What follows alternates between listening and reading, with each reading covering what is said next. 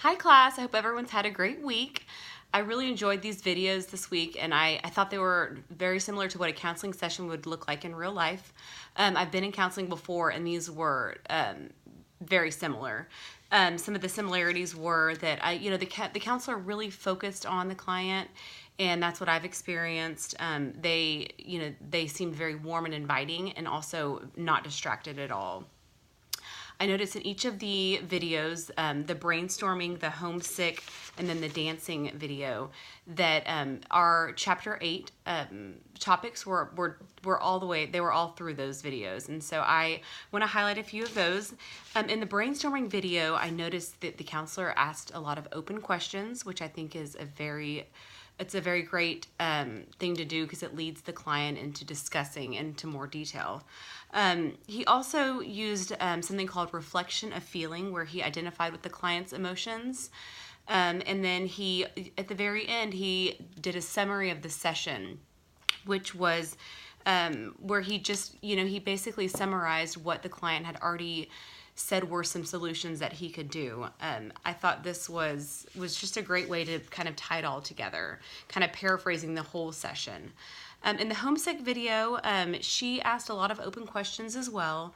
I also noticed that she did some encouraging techniques, which is something we learned in chapter 8, where she nodded her head and agreed with the client and asked, tell me more about that. She did a lot of that.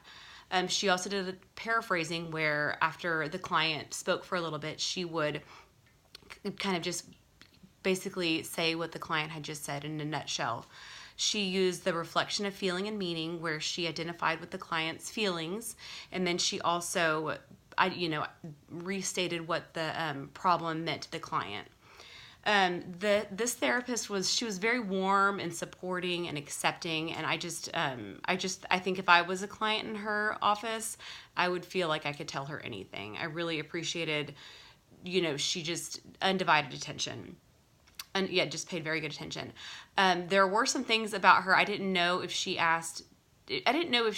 summarized the client's discussion too much, where she could have maybe put some thoughts into the client's mind. I don't know. That's one of my questions at the very end of this that I have. So I'll get to that in a little bit. And then lastly, in the dancing helping one, that was interesting. And I thought, he also used open questions.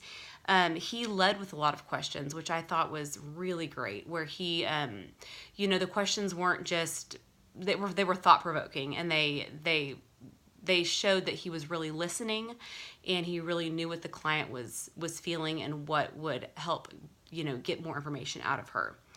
He used reflection of feeling, and he used encouragers by, he nodded his head, like you could tell that he was really involved in what she was saying.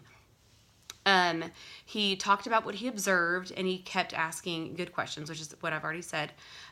This session was very similar to what I would expect in a session. And I thought he did a really good job, because the girl didn't seem like she really wanted to talk that much, but he kept, kind of probing her to discuss more what she was feeling.